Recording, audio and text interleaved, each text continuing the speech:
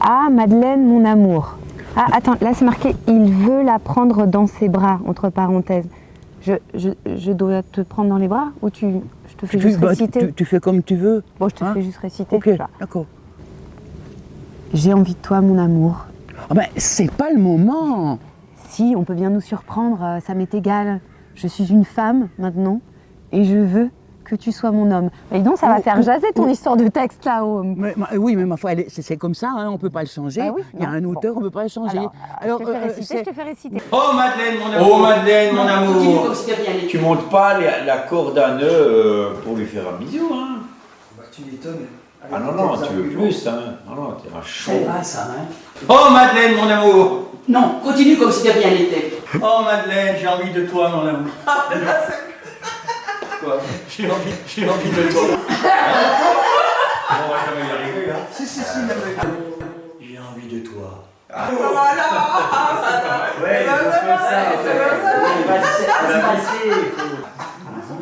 C'est pas le moment. Tu n'es pas venu me rejoindre dans ma chambre hier soir. Je t'ai attendu toute la nuit. Je suis venu, mais je n'ai pas trouvé d'échelle. Bah, j'avais mis une corde lisse à ma fenêtre. Oui, mais une corde lisse, ta chambre est tout de même sous les toits. Ce ne serait pas plus simple par la porte? Non, passe par la fenêtre. C'est plus romantique. Et c'est bon pour ton dos. Bah, on essaiera d'organiser pour que tu joues au home, que tu le joues au home. Bah non, je ne pourrais pas jouer au home. Les autres acteurs ne sont pas là. Mais moi, je vais jouer ce soir. Ah, tu vas jouer ce soir? Ben oui. Ben oui. Tu crois que je répète pourquoi? Parce que j'ai envie de jouer, parce que ça fait partie... Oui. Bon bah, on verra plus tard. Mais non, mais pourquoi tu me dis ça? Non, bah tu vas jouer ce soir. D'accord, bah tu vas jouer ce soir.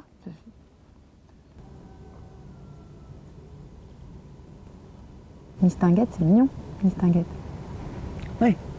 Oui, cette chanson est une Mistinguette, elle est dans le texte, donc on ne l'a pas choisie. Mais en même temps, quand j'étais petite, mon papa qui était douanier, qui habitait dans une maison de la douane à Déridé, il m'appelait Mistinguette. Ah, il c'est t'appelait drôle Mistinguette. quand même. Hein. Ah, c'est trop mignon. On la chante. Ah bah ouais, on la chante. Ouais, attends, comment ça fait déjà? Je cherche un millionnaire, un type chic qui voudrait bien de moi, au moins une fois par mois. Je cherche un millionnaire qui me dirait froidement tout ce que j'ai, c'est à toi. Petit-fils, je cherche un millionnaire. À Saint-Martin, moi je suis restée à la maison, m'occuper de ma société. Marilyn? Oui? Ah, souci? Je voulais faire un café, mais je sais pas... Alors attends, je t'explique. Ouais. Alors t'as ta carte, est-ce que tu as été prendre ta carte au bureau? Ouais, j'ai Parfait, tu as déjà ta carte, mais c'est formidable. Alors déjà, alors, tu poses ta tasse de soupe. Ta carte, il y a une petite la soirée. Merci, bien merci. Partager la pause ensemble.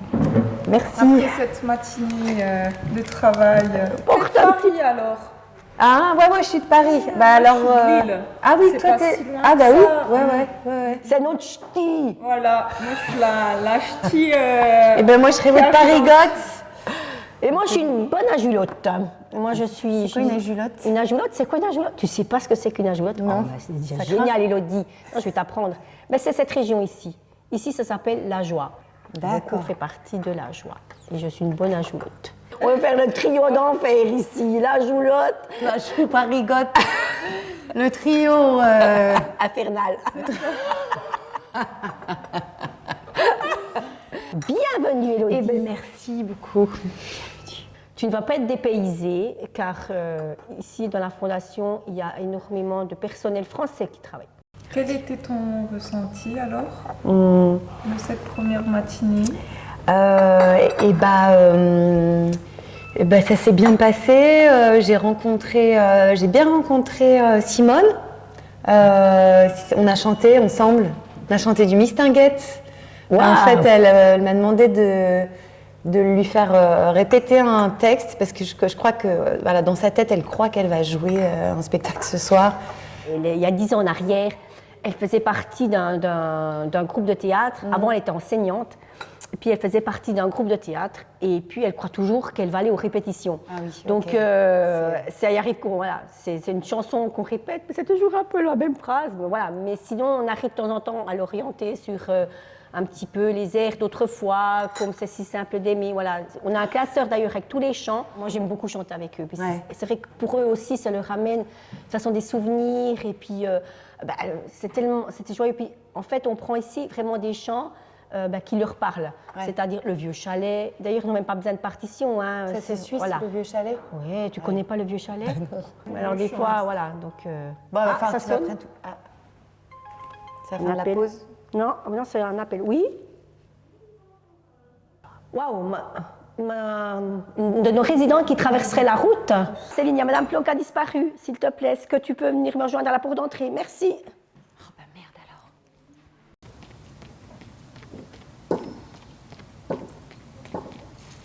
alors. Claudine, oui? T'aurais pas vu maman? Ah non, tu l'as encore perdue? Oh ma pauvre. Si tu la vois, n'hésite pas à m'appeler. Je te remercie.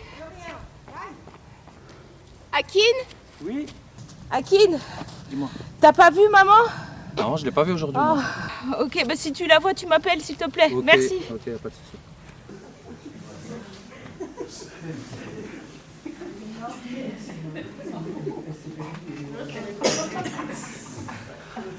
Je pourrais chanter une petite chanson. Je cherche un millionnaire, un type chic qui aurait besoin de moi, au moins une fois par mois. Je cherche un millionnaire, il me dirait froidement, tout ce que j'ai c'est à toi. Je cherche un millionnaire, il me dirait froidement, tout ce que j'ai c'est à toi. Je cherche un millionnaire, pour avoir des trucs de star, pour manger des homards, je cherche un millionnaire. C'est pour ça que je fais le boulevard, je cherche un millionnaire. Oui, c'est moi. Car je sais que ces oiseaux rares veulent placer leurs dollars, je cherche un millionnaire. C'est encore moi. C'est pour ça que je fais le boulevard. Voilà, ça c'était... ah bah oui. On rigole de nos accents, de nos que ça de peut être nos de expressions. nos expressions. Mais au théâtre, je crois qu'on se dit pas il est suisse, elle est française, etc. On joue, Non, on est un groupe. On profite. Ouais. On est un groupe vraiment. Moi je trouve. Enfin, c'est comme ça qu'on le ressent là. Ah bah oui. Il me prend dans ses bras, il me parle tout bas, je vois la vie en rose.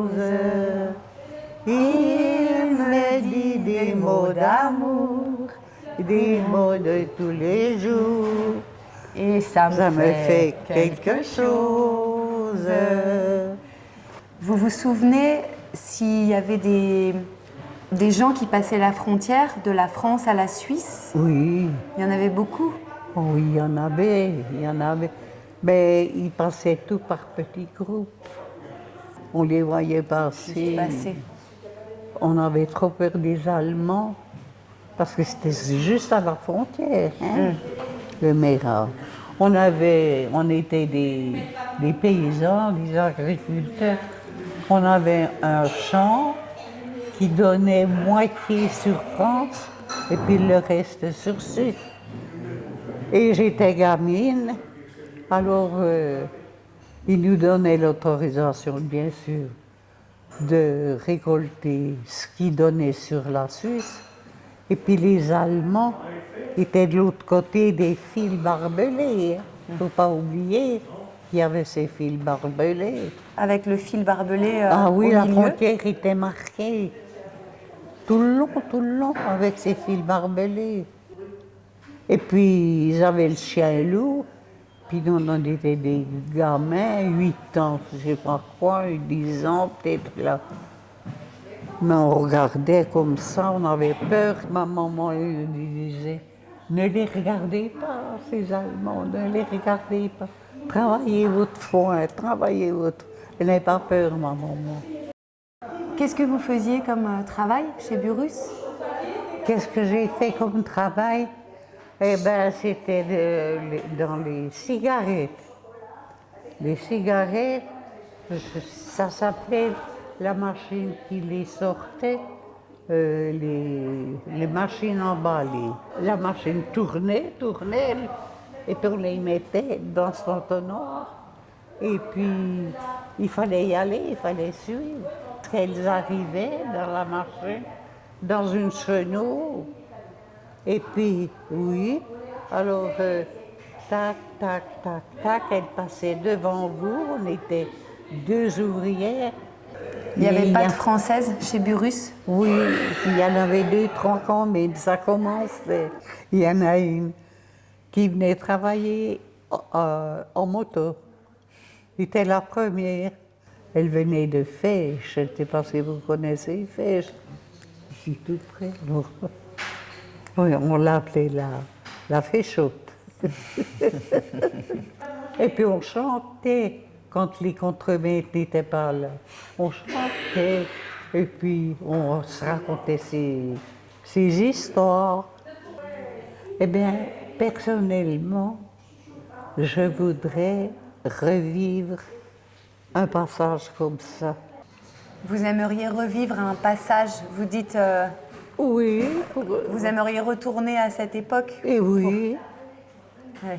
Oui, je voudrais bien retourner. Mais pas longtemps.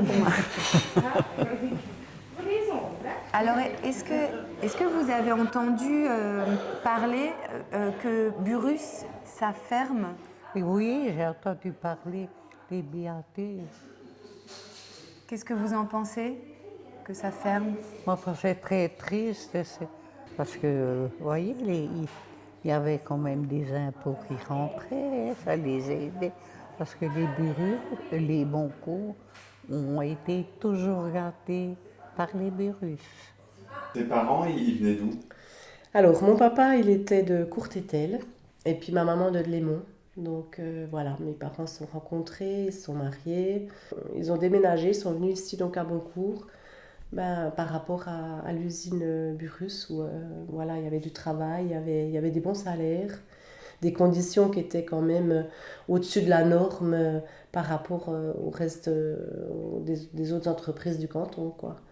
Une fois que Burrus a vendu, automatiquement les choses ont changé. Je pense que là, ils sont arrivés à un point où il faut satisfaire des investisseurs, il faut satisfaire des gens qui sont dans des conseils d'administration, et puis il faut atteindre des objectifs. C'est un petit peu le sort de toutes les entreprises, mais là c'est vraiment, il n'y a plus d'attachement, hein, j'entends. Et les entreprises qui sont installées, la Swatch et Sonsbo... Il y a des conditions qui font que installer une entreprise là, oui, ça amène des avantages fiscaux, mais c'est aussi un terrain qui est bon marché, on va dire, avec toutes les infrastructures qu'il faut, quoi, notamment l'autoroute et puis la main-d'œuvre aussi frontalière, hein, je crois qu'il faut pas le nier, hein. Après, je voudrais pas jeter la pierre à ces entreprises parce qu'elles permettent aussi de continuer de faire vivre une partie du village. Mais c'est vrai que Sonsbo, ça reste un peu plus anonyme, on va dire, hein. C'est le regard qu'on a en vivant le village ici, en habitant ici. On se dit, ils ont construit cette usine, c'est des jeunes frontaliers qui viennent. Voilà, quoi. Ça s'arrête là, on n'a pas de lien avec ces gens. Ils vont pas s'établir dans notre village non plus, donc... voilà, ils sont peu accessibles finalement, les ouvriers qui travaillent là. Par rapport à nous, par rapport aux habitants du village, on n'a pas de lien avec ces gens, on les connaît pas. Et puis ça, c'est peut-être un peu dommage, quoi. Ouais. Alors, oui, là, ils ont plein de bénéfices parce qu'ils sont jeunes, ils gagnent de l'argent, il n'y a qu'à voir les voitures qui roulent, quoi, maintenant. Ils ont tous des Audi, ils ont tous des... Ouais, ils ont des super bagnoles. Donc, il y a quand même... Voilà, il y a un potentiel qu'elle a au niveau financier pour ces jeunes, mais finalement, ça reste des petites fourmis, quoi, quand même. Qu'est-ce qu'ils vont faire? C'est quoi leur avenir?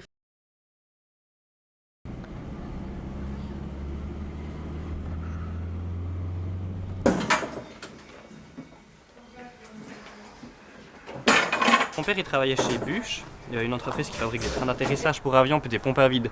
Donc c'était vraiment le modèle usine. Il était dans les bureaux lui en tant que dessinateur industriel. Et puis ce dont il était témoin en fait, c'était de l'arrivée des frontaliers donc français qui venaient pour chercher du travail. Donc les entrepreneurs, ce qu'ils faisaient, c'est qu'ils se permettaient de moins payer, de sous-payer en fait, hein, on peut dire ça comme ça, les ouvriers français, donc ils les embauchaient, ils leur donnaient absolument pas 4200 ou le salaire minimal suisse. Si tu veux, il y a un salaire minimal qui a été établi dans le canton du Jura, sauf que ce salaire minimal, c'est quelque chose comme 2300 francs et des poussières. Avec 2300 francs, un ouvrier suisse, il ne vit pas.